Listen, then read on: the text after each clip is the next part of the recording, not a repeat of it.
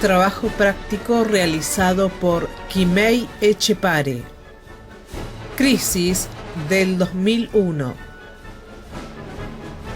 En el 2001 gobernaba la Alianza, una coalición entre radicales y la centroizquierda de Chacho Álvarez, con Fernando de la Rúa como presidente. Había ganado en 1999 como el mal menor ante la impopularidad creciente del gobierno de Menem. Aunque se presentaron como alternativa, terminó siendo puro continuismo. Las similitudes con el AI 2019 del peronismo no es pura coincidencia. La economía durante el gobierno de la Alianza siguió en picada y la bronca popular cada vez era mayor. En estas jornadas revolucionarias, la Alianza fue entre la clase media y los desocupados que cantaban «Piquete y cacerola, la lucha es una sola».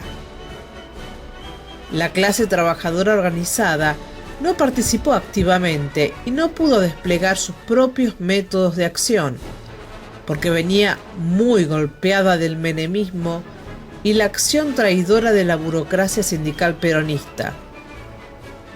Al no poder encabezar la lucha de los precarizados, los desocupados e inmigrantes, y al no convertirse las asambleas populares en organismos que coordinen tanto en las fábricas, los bancos y los servicios, la lucha terminó siendo desviada por las elecciones. El peronismo, en su variante sindical y política, fue responsable de este desvío. Y ahora, ¿cómo pasamos del que se vayan todos al que se quedaron todos? El peronismo, de la mano de Duhalde en la presidencia y el apoyo de la burocracia sindical, salvó al régimen capitalista y fue una pieza clave para que éste se recomponga. Lo hizo desatando una mega devaluación brutal que afectó enormemente las condiciones de vida de los trabajadores y los más pobres.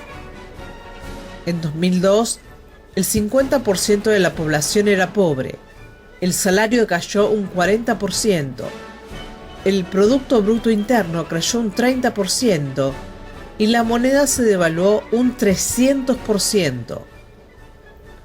Todo esto permitió la recuperación de la burguesía y de sus ganancias, sobre todo la burguesía del campo, que se enriqueció gracias al precio de las materias primas, commodities, durante el kirchnerismo.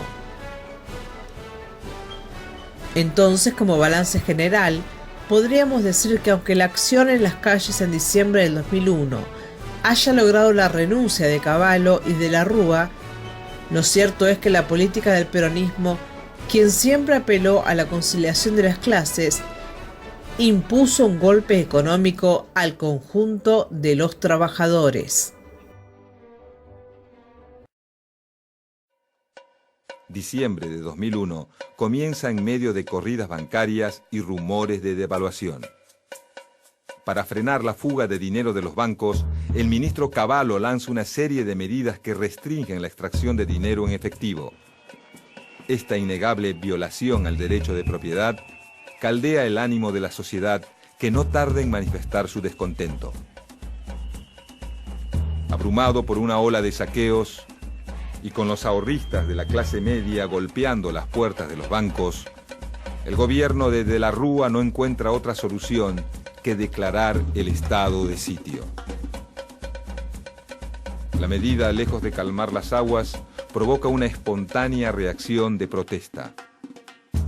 La noche del 19 de diciembre, en las calles de Argentina, solo se oyen cacerolazos.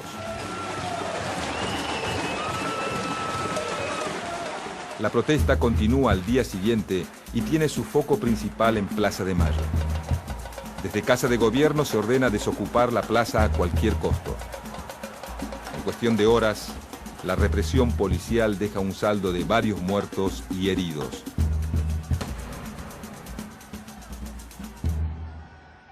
La jornada termina con una imagen que pasará a la historia. Luego de 2 años y 10 días de gobierno, minutos después de firmar su renuncia, Fernando de la Rúa se retira en helicóptero de la Casa Rosada.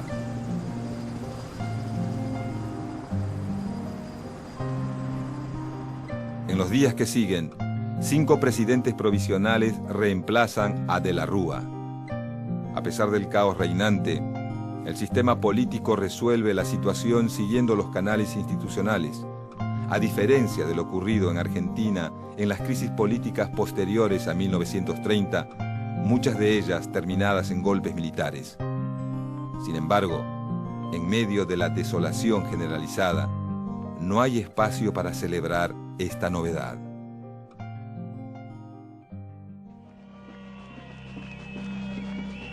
Las masivas movilizaciones iniciadas en diciembre de 2001 proponen un canto que se escucha por todos lados: que se vayan todos. Así, con un total descreimiento en la clase política y una gran voluntad de un cambio, Argentina comienza una nueva etapa. Bueno, hoy vamos a abordar las dictaduras en América Latina durante el siglo XX, particularmente en las décadas del 60 y del 70. Tenemos que tener en cuenta que el contexto sobre el cual vamos a hablar es un contexto en el que el comunismo se va a enfrentar al anticomunismo a partir de la Revolución Cubana en el 59, por la cual Fulgencio Batista es depuesto y Fidel Castro asume el mando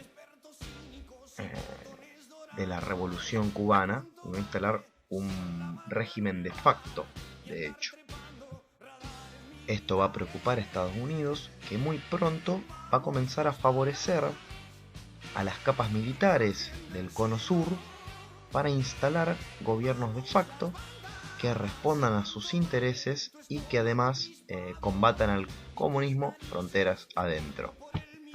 El primer régimen que vamos a abordar es el de Alfredo Stroessner, que va a gobernar entre 1954 y 1989 en Paraguay. Esta dictadura se caracteriza por un anticomunismo marcado que va a llevar a que el Estado viole sucesivamente los derechos humanos.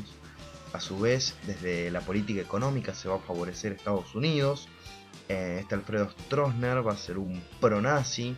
Tenemos que considerar, por ejemplo, que estuvo Mengele asilado en su país, además de estar asilado Anastasio Somoza posteriormente y mantener una amistad con Pinochet. Otro de los regímenes que vamos a abordar es el de Anastasio Somoza, que va a gobernar Nicaragua entre 1967 y 1979. Él va a terminar siendo enfrentado por el Frente Sandinista de Liberación Nacional, el cual va a lograr instaurar una revolución en Nicaragua, la revolución sandinista. Tenemos que tener en cuenta de este régimen es que en cuanto a su política exterior, económica, favoreció presumiblemente a Estados Unidos, además de caracterizarse este régimen por un alto margen de corrupción.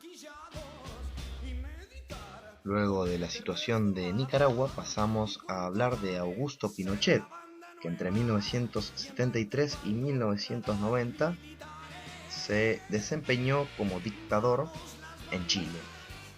Él va a ser el que depone a Salvador Allende, que había sido electo en los 70 particularmente, y va a llevar a cabo una política de violación a los derechos humanos. Respecto a su economía, va a seguir los lineamientos de los Chicago Boys, que están influenciados por Milton Friedman, y a su vez va a mantener relaciones amistosas tanto con Stroessner como con Videla en Argentina, por ejemplo. Por supuesto que estas dictaduras no son las únicas que se instalan en América en particular. Otras que podemos nombrar son las de Apacio Méndez en Uruguay, por ejemplo, la de Videla en Argentina, la de Hugo Banzer en Bolivia, la de Humberto Branco en Brasil, bueno, y así podríamos seguir. Todas ellas tienen características particulares tanto en lo que es política económica como con respecto a la proscripción de la política y de los partidos políticos en particular. Tenemos que tener en cuenta que el contexto en el cual se inscriben estas dictaduras es un contexto de Guerra Fría. Estados Unidos, por su parte, va a aportar capital económico hacia la región, va a aportar su modernísimo armamento militar y formación para estos generales. A su vez tenemos que destacar lo que se conoció como la Operación Cóndor. Esta Operación Cóndor llevó a que varios de estos dictadores, sobre todo en el cono sur, cooperaran entre ellos, intercambiándose información respecto, por ejemplo, de los exiliados que se buscaban en un país y en otro particularmente. Todos estos ejemplos son a modo de disparador y se continuarán trabajando durante el desarrollo de la clase.